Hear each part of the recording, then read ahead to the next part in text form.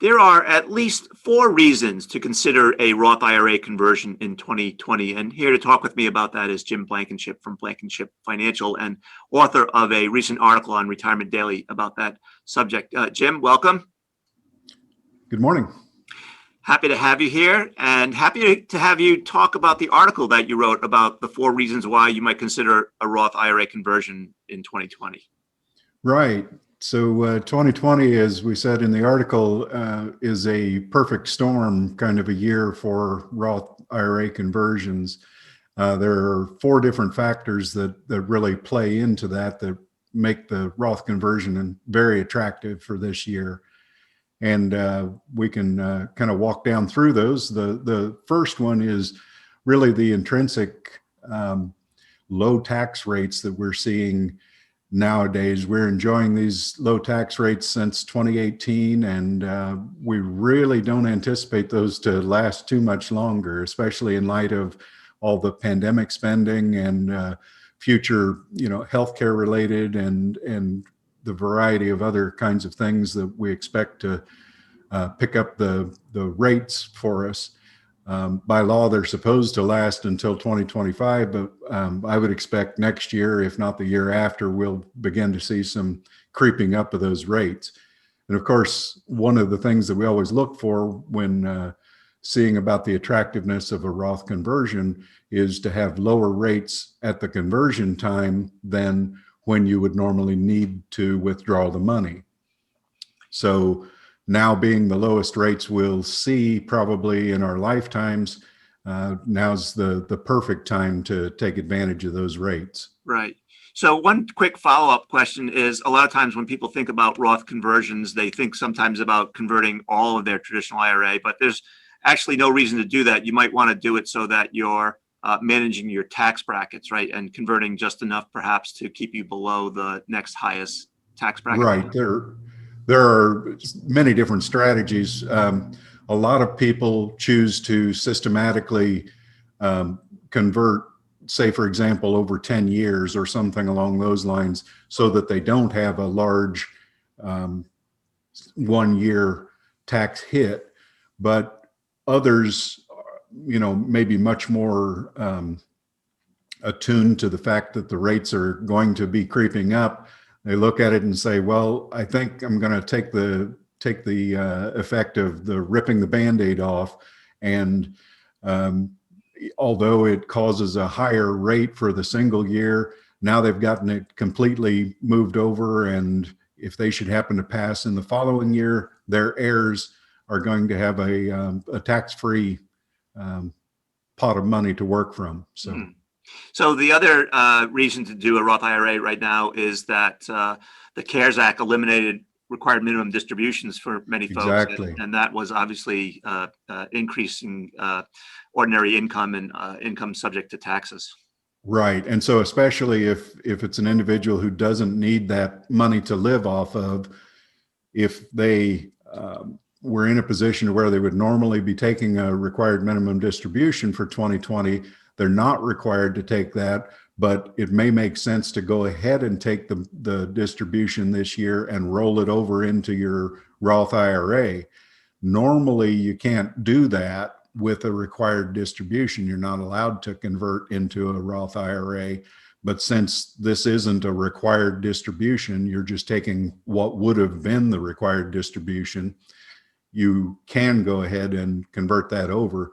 And if you're already accustomed to the tax bill the way it was, you might as well go ahead and do this conversion. So another reason that you mentioned in the article, Jim, is the notion that doing a Roth conversion when the value of your account is lower or the markets are lower in general is a good time to do a Roth. Right. So when we have a reduced market valuation like we did back in February and March of this year, we had a very significant drop in the valuations. It can make sense at that point to move money from your traditional IRA over to converting to a Roth IRA, because now you're getting a higher percentage of your money moved at a lower valuation, and presumably it would then rebound in value later on within the Roth vehicle instead of within the traditional IRA vehicle. So it's had a lower tax cost, since when you moved it, it was at a lower valuation. Right. And if memory serves, some experts, including yourself, think about not just taking the whole pot of money from the Roth or a portion of it, but taking a specific asset that may have declined in value more than others as the particular asset to move. Right, right. And so you don't always have to move cash from one account to another. You can move specific assets or holdings, maybe something that has dropped specifically in value. You could take that and move it in kind from your traditional IRA to the Roth IRA. Definitely. Right. And then the Secure Act has changed some rules too that people need to know about.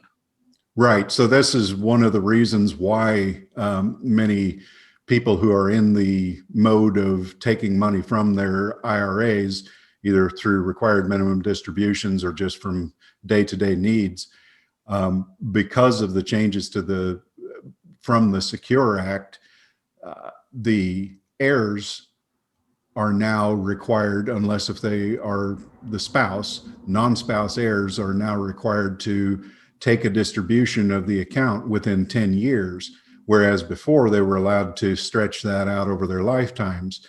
And so often the person who is retired and has the IRA account is usually in a lower earnings bracket than the heirs would be. Presumably they're in their peak earning years. It may make sense for the owner of the IRA to take the tax hit, and then in the future, or at least part of the tax hit. That's the other thing. It's not an all or nothing move. You could take, say, half of your, half of your IRA holdings and move over to a Roth IRA. That would reduce the tax hit for your heirs. So when I think about Roth IRA conversions, I also think about, here we're talking at the end of September. People shouldn't wait until the last minute to do a conversion, right? If they're going to do it, they should do it sooner rather than later, because of the complications that might arise when you're transferring money from one account to another, or one institution to another. The brokerages and such are usually completely overwhelmed in the last week or two of the year with these kinds of moves. So it does make sense to try to hit it a little bit earlier in the year, but quite often, especially if you're using a strategy of filling up brackets, you may not know what your tax situation is going to be until maybe December. So quite often, that's going to be the busiest time of year for these kinds of conversions. Right. So anything else that we haven't talked about that folks should know, or anything you want to reemphasize that we've already discussed before we wrap up? No, I think we've covered the bases pretty well. Excuse me. Great. All right. Well, Jim, I want to thank you for sharing your knowledge and wisdom about this topic, and writing for Retirement Daily. Our readers much appreciate it. My pleasure.